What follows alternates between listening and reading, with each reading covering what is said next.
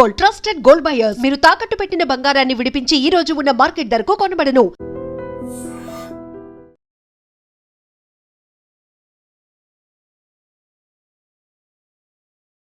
నమస్తే, welcome to I dream. నా అన్వేషణ. ఈయన గురించి అసలు రకరకాలుగా ఎన్ని మాట్లాడాలనో, ఎన్ని వార్తలు రావాలనో అన్ని వార్తలు వస్తూనే ఉన్నాయి. యాక్చువల్లీ ఆయన ఇక ఛానల్ బ్యాన్ అయిపోతుందని, ఫాలోవర్స్ 0 అవుతారని, అసలు ఆ ఛానల్ ఎందుకు చూడాలని, అన్ఫాలో కొట్టేయండి అని, ఆయన ఏం కంటెంట్ ఇస్తున్నాడు అని, ఇక అసలు ఎన్ని రకాలు మాట్లాడాలనో అన్ని రకాలు మాట్లాడుతున్నారు. చాలామంది నెగిటివే కామెంట్ చేస్తున్నారు ఆయన గురించి. అట్లాగే అన్ఫాలో కూడా చాలామంది అయినరు. అయినా సరే ఎక్కడ కూడా తగ్గుతలేడు అన్వేష్. ఎందుకు? ఆ కాన్ఫిడెన్స్ ఏంటిది? అండ్ కేసెస్ కూడా పెద్ద ఎత్తున ఆయన మీద కేసులు కూడా నమోదైనాయి. కేసులు అనగానే ఫస్ట్ మనకు గుర్తొచ్చేది లాయర్స్. అసలు ఎవరు వాదిస్తున్నారు ఏంది అన్నప్పుడు ఇక్కడి అడ్వకేటే ఉన్నారు. గతంలో కూడా మనం చాలా టైమ్స్ ఆయనతో మాట్లాడినాం, ఎన్నో ఇంటర్వ్యూస్ చేసినాం. మనతో పాటు ఉన్నారు హైకోర్టు అడ్వకేట్ సుబ్బు గారు. ఒకసారి మాట్లాడదాం. అసలు నా అన్వేషణ కేసు సార్ వాదిస్తుండ్రా లేకపోతే జస్ట్ అట్లా వచ్చిందా, ఒకసారి మాట్లాడే ప్రయత్నం చేద్దాం. నమస్తే సార్. నమస్కారం అండి. నా అన్వేషణ అసలు మామూలు ట్రెండ్లో లేడు సార్. అసలు కాంట్రవర్సీ కామెంట్స్ అంటే ఇక కేర్ ఆఫ్ అడ్రస్ నా అన్వేషణ. ఏ సార్, నిజంగా ఆయన కేసులు మీరు వాదిస్తున్నారా? ఎవరండి చెప్పింది? మనం ఇంతకుముందు కూడా గతంలో చాలా విషయాల గురించి, జనరలైజ్డ్ టాపిక్ గురించి మాట్లాడాం. వాళ్ళందరి కేసులు మనం చేసాం. కాకపోతే ఏంటంటే ఒక సెక్యులర్ కంట్రీలో ఉన్న వ్యక్తిగా తను కొన్ని సెక్యులర్ భావజాలాన్ని వ్యక్తపరుస్తున్న కారణం చేత జనరలైజ్డ్ టాపిక్గానే మాట్లాడుతున్నాం తప్ప అతని కేసు నేనేం వాదించట్లేదు. అసలు నా అన్వేషణ అనే వ్యక్తి నాకు అంటే అంత ఆయనకి నాకు ముఖ పరిచయం లేదు. జస్ట్ నార్మల్గా అందరికిలాగే ఇంటర్వ్యూలో ఎలా చూస్తాం అట్లా జస్ట్ ఎప్పుడన్నా ఖాళీగా ఉన్నప్పుడు మొబైల్ ఇలా కెలుకుతున్నప్పుడు కనిపిస్తే తప్ప అతనితో నాకు డైరెక్ట్గానే ప్రత్యక్షంగా పరోక్షంగా పరిచయం లేదు. ఆయన ఎపిసోడ్ స్టార్ట్ అయ్యి ఒక వారం 10 రోజులు అవుతుంది సార్. ఫస్ట్ వీడియో చూసిండ్రా సార్? ఆయన వీడియో చూసిన తర్వాత ఫస్ట్ రియాక్షన్ మీకు ఏమనిపించింది సార్? ఫస్ట్ ఆయన ఏంటంటే కొంచెం నోటుగా అంటే బూతులు యూజ్ చేస్తారు. ఫస్ట్ ఆఫ్ ఆల్ వ్యంగ్యాస్త్రాలు వదులుతారు. సో దట్స్ ప్రతి ఒక్కరికి అలాంటి బూతులు మాట్లాడే అలవాటు పరిపాటిగానే ఉంటుంది. అందులోనూ ఆంధ్ర వాళ్ళకి అది కొంచెం చరసోక్తులు, చలోక్తులు, సరసోక్తులు వదులుతుంటారు. సో అందులో భాగంగానే ఆయన మాట్లాడుతున్నారు. వాస్తవానికి ఏంటంటే తను అలా మాట్లాడితేనే ఎక్కువ మంది తన్ని ఇష్టపడుతున్నారు. ఏంటంటే చూడండి, ఇప్పుడు మీరు త్యాగరాజ గాన సభ ఉంది సార్. బూతులు మాట్లాడితే ఇష్టపడడం ఏంటి సార్? ఇప్పుడున్న ట్రెండ్ అదేనండి. మీకు అర్థం అవ్వట్లేదు. ఇప్పుడు త్యాగరాజ గాన సభ ఉంది. ఇప్పుడున్న యూత్లో ఎంతమందికి త్యాగరాజ గాన సభలో ప్రతి వారం హరిశ్చంద్ర నాటకాలని, భరతనాట్య ప్రదర్శనలని, చాలామంది చిన్న చిన్న పిల్లలు కూచిపూడి భరతనాట్యం చేసుకునే వాళ్ళు ఆరంగేటం చేస్తుంటారు. ఎంతమందికి తెలుసు అసలు భరతనాట్యం గురించి, త్యాగరాజ గాన సభ గురించి? అదే మీరు వచ్చే నెలలో పలానా తారీఖు ఏ సినిమా రిలీజ్ అవుతుందో చెప్పమంటే వీళ్ళు టక్మని చెప్పేస్తారు. అంటే యూత్కి, ఇప్పుడున్న యూత్కి, కంప్యూటరైజ్డ్ కాలంలో ఉన్నటువంటి ఇప్పుడున్న యూత్కి కావాల్సింది ఏంటంటే ఎంటర్టైన్మెంట్. అది బూతులతో కూడుకున్నదా, అడల్టరీ కంటెంట్ ఉన్నదా, లేదంటే వల్గారిటీ ఉన్నదా, దాన్ని ఎక్కువ ఇష్టపడతారు. ఎందుకంటే మోస్ట్ ప్రాబబ్లీ యూత్ అంతా కూడా ఏంటంటే ఇప్పుడున్నటువంటి ప్రస్తుత సమాజంలో వాళ్ళు వ్యంగ్యాస్త్రాలు, వ్యంగ్యంగా డబుల్ మీనింగ్ డైలాగులు, తర్వాత ఇంకా రకరకాల అర్థాలు వచ్చే మాటలను మాత్రమే ఎక్కువ యూజ్ చేస్తుంటారు యూత్. మోస్ట్ ప్రాబబ్లీ అంటే యూత్ అంటే మీకు తెలుసు 13 సంవత్సరాల నుంచి దాదాపుగా 45 సంవత్సరాల లోపు వాళ్ళంతా యూత్గానే పరిగణించబడతారు. కాబట్టి వాళ్ళందరూ వీటిని ఇష్టపడతారు. ఏంటంటే ఆ బూతులు మాట్లాడని వాళ్ళు కూడా బూతులు మాట్లాడే వాళ్ళు కంటెంట్లో ఎక్కువ ఇష్టపడతారు. సో అందులో భాగంగానే అతను నాకు తెలిసినంత వరకు నా అన్వేషణ అనే వ్యక్తి ఆ కంటెంట్ అలా మాట్లాడడం ద్వారాగే ఎక్కువ ఫేమస్ అయ్యారు. మీరు చూసుకుంటే చాలా సినిమాల్లో లేదంటే కాబట్టి అన్ఫాలోవర్ అయినరా సార్? అంత మంది మాట్లాడడానికి కారణమైనరు, అన్ఫాలో అవుతున్నారు.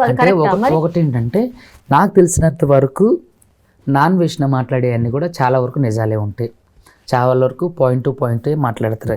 ఇప్పుడు ఈ పర్టికులర్ ఇష్యూలో ఏదైతే ఉందో ఈ సీతాదేవి గారి గురించి, ద్రౌపది గారి గురించి, అంటే చరిత్రలో చెప్పబడినటువంటి ఈ వ్యక్తుల గురించి ఆయన మాట్లాడినది సందర్భం తప్పు కాదు, అర్థం తప్పు కాదు, అతను వ్యక్తపరచడం తెలియలేదు. అతను తన తర్వాత కూడా కొన్ని ఇంటర్వ్యూలు అంటే వీడియోస్లో క్లారిఫికేషన్ ఇచ్చిండు.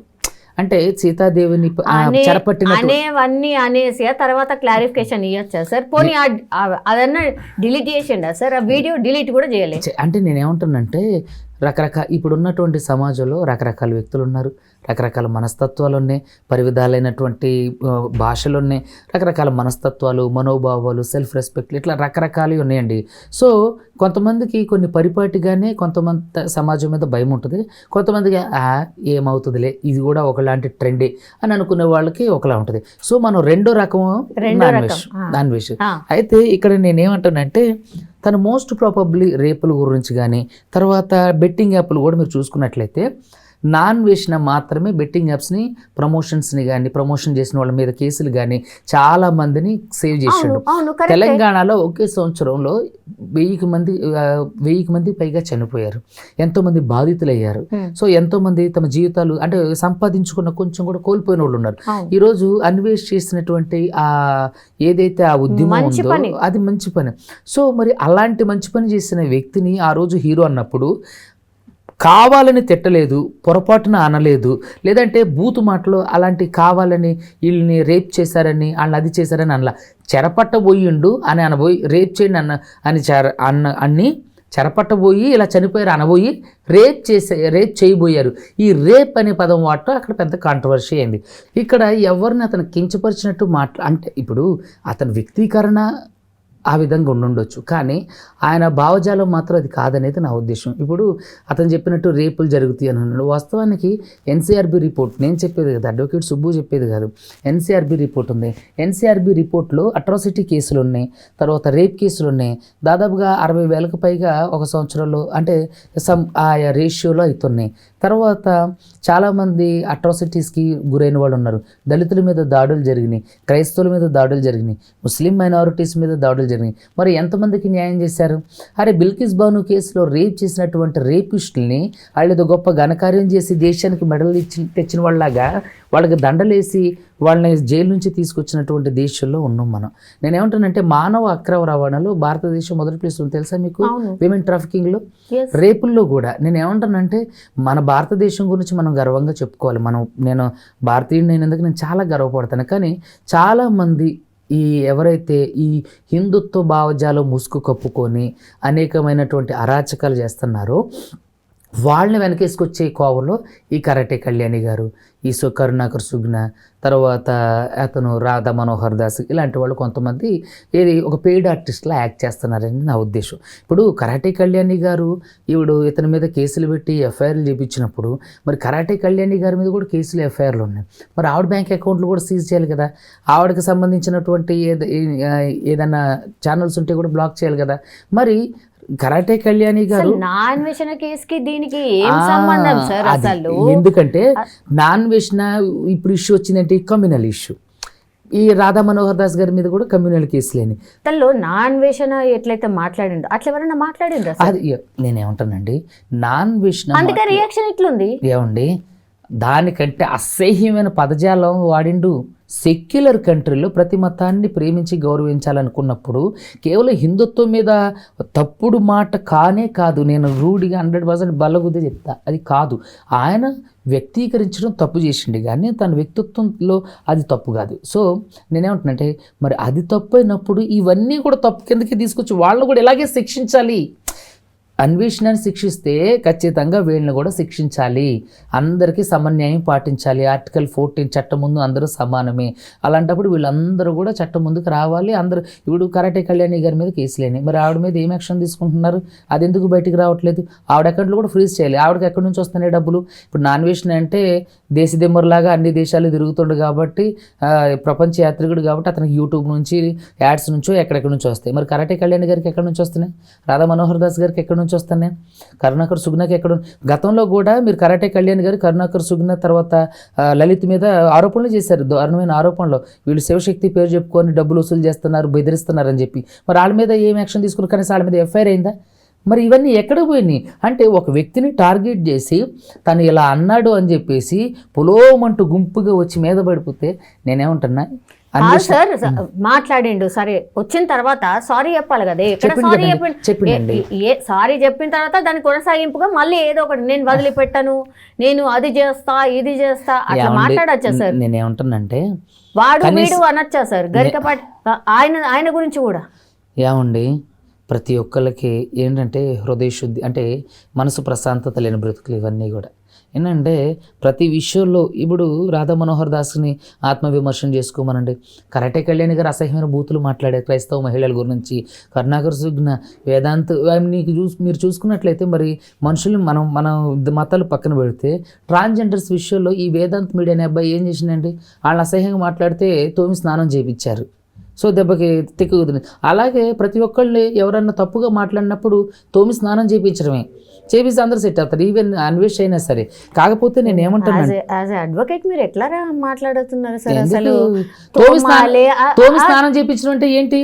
కొట్టడం, వాళ్ళ మీద దాడి చేయడం, అదే కదా మీనింగ్, అదే కదా సార్. మరి ఎట్లా ఏమండి, నేను అదే అన్నా, నా భావార్థం వేరు, మీరు అర్థం చేసుకునేది వేరు. ఇక్కడ నేను ఏమంటానంటే ఒక అడ్వకేట్గా నేను కొన్ని పరిమితులకు లోబడే మాట్లాడుతున్నా. ఇప్పుడు నేను ఏమంటానంటే ప్రతి ఒక్కరికి సమన్యాయం జరగాలి. అన్వేషణకి శిక్షలు పడితే మిగతా వాళ్ళకి కమ్యూనల్ కేసులు పడ్డ ప్రతి ఒక్కరికి, ఈవెన్ కమ్యూనల్ కేసులు పడ్డ పాస్టర్ అజయ్ బాబుకి కూడా శిక్ష పడాలి. నేను అదే అంటున్నా, ప్రతి ఒక్కరికి ఇక్కడ వేరే మతాన్ని కించపరుస్తూ మాట్లాడిన వాళ్ళందరికీ కూడా శిక్షలు పడాలి. నేను ఏమంటానంటే కొన్ని పరిధులు దాటి ప్రవర్తించొద్దు. సెక్యులర్ కంట్రీ, ప్రతి ఒక్కరికి భావ ప్రకటన హక్కు ఉంది, స్వేచ్ఛా స్వాతంత్రపు హక్కు ఉంది. చాలా మందికి మత ప్రచారం చేసుకునే హక్కు ఉందని తెలీదు. సో మత ప్రచారం చేసుకునే హక్కు ఉంది. సో ఇది విమర్శించింది కూడా నాన్ వేసిన ఇదే. ఇండియాలో రేపులు జరుగుతుంటే రేపులు జరగట్లేదా? భారతదేశం మహిళలకు అత్యంత ప్రమాదకర దేశం. వెళ్ళి గూగుల్లో సెర్చ్ చేయండి, ఎన్సీఆర్బీ రిపోర్ట్ చూడండి. నేను ఏమంటానంటే నేను భారతదేశాన్ని తప్పుపట్ల, భారతదేశంలో ఉన్నటువంటి కొంతమంది చేస్తున్నటువంటి అఘాయిత్యాలకి మనం చాలామంది ఈ మాట నాకు తప్పడం లేదు. సో మీరు ఇంకొక విషయం ఏంటంటే విమెన్ ట్రాఫికింగ్. ఇక్కడ హిందూ మతం అని చెప్పేసి గోవుల్ని రక్షిస్తానని చెప్పేసి కరాటే కళ్యాణి వెళ్ళి గోవులను అడ్డగిస్తుంది కదా. మరి బీఫ్ ఎక్స్పోర్ట్ చేసే దేశాలలో భారతదేశం 2వ స్థానంలో ఉంది. అది అందరూ కూడా మళ్ళీ బీజేపీ నాయకులు హిందువులే ఉన్నారు. మరి వాళ్ళ మీద ఏదైనా ప్రెస్ నోట్ పాస్ చేయమనండి, వెంటనే కరాటే కళ్యాణి గారికి ఉంటుంది. ఇంకా అంటే వాళ్ళ మీద ఫైట్ చేయమనంటే ఏంటంటే ఏదో ఫేమస్ అవ్వాలి, నిత్యం మీడియాలో కనిపించాలి, ఏదరిచినా జనాలు చూసేస్తారు. పిచ్చి జనాలు అంటే చదువుకున్న వాళ్ళకి, సెక్యులరిజం ఉన్న వాళ్ళకి, కాస్త ఇంగిత జ్ఞానం ఉన్న వాళ్ళకి మీరు మాట్లాడే అన్నీ కూడా పిచ్చి విషయాలు, కారు కూతల్లాగా వినిపిస్తుంటాయి. చదువుకున్న వాళ్ళకి, సెక్యులర్ భావజాలం ఉన్న వాళ్ళకి మీ మాటలు ఎక్కువ ఏంటంటే మీరు ఒక జోకర్లాగా చూస్తారు. సో కాబట్టి దయచేసి బాధ్యతాయుతంగా ప్రవర్తించండి, ఒక సెక్యులరిజం లాగా ప్రవర్తించండి. ఇక్కడ నా అన్వేషణ చేసిన తప్పు అయితే మిగతా వాళ్ళందరూ చేసిన తప్పే, అందరిని శిక్షించాల్సింది. ఇప్పుడు నా అన్వేషణ మీద ఏమేమి కేసులు ఫైల్ అయినాయి? ఎన్ని కేసెస్ అయినాయి? నా కమ్యూనల్ కేసెస్ అయినాయండి, ఐటీ సెక్షన్స్ అయినాయి.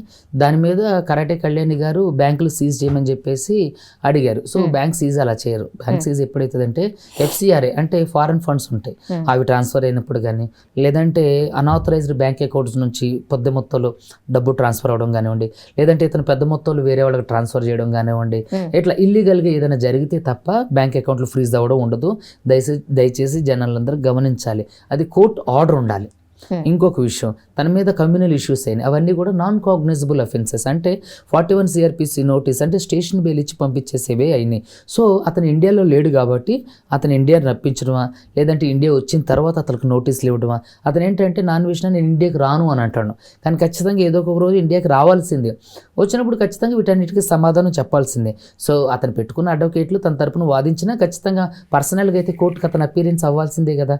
అపీరెన్స్ అవ్వకపోతే అప్పుడు అది సీరియస్గా కోర్టులో యాక్షన్ తీసుకుంటాయి. సో ఇప్పుడైన కేసులలో నాన్ వేషణకి ఎటువంటి ఫరక్ పడదు. ఆయనని అరెస్ట్ చేస్తారు అనేది ఒకటి, బొక్కలేయడమే తర్వాయి అనేది ఇంకోటి. తర్వాత అసలు అలా ఛానలే ఉండదు, దాన్ని బ్యాన్ చేయబోతున్నారు. కేంద్ర సర్కార్ కొన్ని గైడ్ లైన్స్ ఇచ్చింది, ఆర్ వార్నింగ్ లాగా ఇచ్చింది ఇట్లాంటి ఇన్ఫ్లుయెన్సర్స్కి అనేది వార్త సార్. అది ఎంతవరకు కరెక్ట్?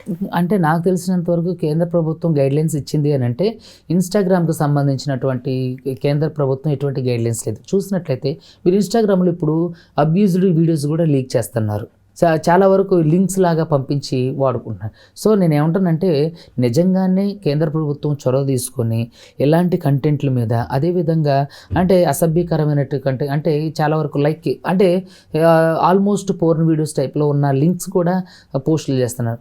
సో కాబట్టి వీటన్నిటి మీద నిఘా పెట్టి ఏ విధంగా అయితే టిక్టాక్ని బ్యాన్ చేశారో అలాగే మన ఇన్స్టాగ్రామ్లో కూడా కంటెంట్ లేకోకుండా అసభ్యకరమైన కంటెంట్, అది కమ్యూనల్ కంటెంట్, అది హిందుత్వాన్ని తిట్టిందైనా లేదా క్రిస్టియన్లు తిట్టిందా అలాంటి కంటెంట్ ఉన్న వాళ్ళ మీద రిస్ట్రిక్షన్ పెట్టి అసలు వాళ్ళకి అకౌంటే ఇవ్వకూడదు. చేస్తే చాలా వరకు మన సోషల్ మీడియాలో ఉన్నటువంటి యూత్ చెడిపోకుండా ఉండడానికి కారణమవుతుంది. అలాగే ఈ ఏదైతే ఇప్పుడు ఐటీ యాక్ట్ అంటే ఇన్ఫర్మేషన్ టెక్నాలజీ, అంటే ఈ ఇన్ఫర్మేషన్ టెక్నాలజీ ఐటీకి సంబంధించినటువంటి సెక్షన్స్ ఎలా అయినాయి అంటే అతను ప్రాథమిక మాధ్యమాల్లో తిట్టాడు కాబట్టి ప్రాథమిక మాధ్యమాల మీద కేసింది. సో ఇవన్నీ నాన్ కాగ్నిజబుల్ సెక్షన్స్ కాబట్టి తను అరెస్ట్ కాడు, తన బ్యాంక్ అకౌంట్లు కూడా ఫ్రీజ్ కావు. సో కాబట్టి ఇవన్నీ అవుతాయి అని చెప్పి ఏదైనా ఛానల్ చెప్పినా అది బుల్షిట్ థింగ్, అది నమ్మొద్దు. Okay, so what would be the action plan sir? ఇంత భయంకరంగా మాట్లాడిన వాళ్ళని కూడా వదిలేస్తే ఏం కాదులే ట్రెండింగ్లోకి వచ్చేస్తాంలే అని అందరు మాట్లాడితే? చూడండి, నేను అదే చెప్తున్నా. నేనేమంటున్నా, కేంద్ర ప్రభుత్వం ఒక మంచి గైడ్లైన్స్ తీసుకురావాలి. అదేవిధంగా కమ్యూనల్ ఇష్యూస్ మీద దారుణంగా మాట్లాడిన వాళ్ళని సివియర్గా పనిష్ చేయాలి. అంటే బూతులు తిట్టడం, వేరే మతాల మీద బూతులు తిట్టడం, వేరే మతాలని డైరెక్ట్గా అగౌరవపరచడం, దాడులు చేయటం లాంటి వాళ్ళు ఉంటారు చూసారా, అలాంటి వాళ్ళని విమర్శించడం అనేది ఖచ్చితంగా ప్రతి ఒక్కళ్ళ హక్కు, విమర్శించండి కానీ బూతులు తిట్టకండి. సో రాధా మనోహర్ దాస్ కూడా అసహ్యమైన బూతులు తిట్టారు. ఫస్ట్ అతను లోపల వేయాలి, అసలు బయటకు రాకూడదు అలాంటి వాళ్ళు. అదేవిధంగా కరాటే కళ్యాణి గారు కూడా క్రైస్తవ మహిళల గురించి అసహ్యంగా మాట్లాడారు. మరి ఆవిడ మీద కూడా కేసులు అయినాయి. మరి వాటి మీద ఏంటి యాక్షన్? ఆవిడ కూడా లోపల వేయాలి. అలా వేసినప్పుడు కొంతమంది ఉన్నారు, పాస్టర్ అజయ్ బాబు లాంటి వాళ్ళు వేసి అసలు సామరస్యంగా ఇలాంటివన్నీ సావధానంగా పరిష్కరించాలి. సో ఇలాంటి వాళ్ళని కొంతమందిని శిక్షిస్తే ఏంటంటే కొంతవరకు ఆగటం జరిగిపోతుంది. రెచ్చగొట్టి ప్రసంగాలు చేస్తున్నారు, అలాంటి వాటి నుంచి బయటకు వచ్చి సెక్యులర్గా బ్రతకడానికి ప్రయత్నం చేయాలి. Yes sir, thank you sir. Thank you.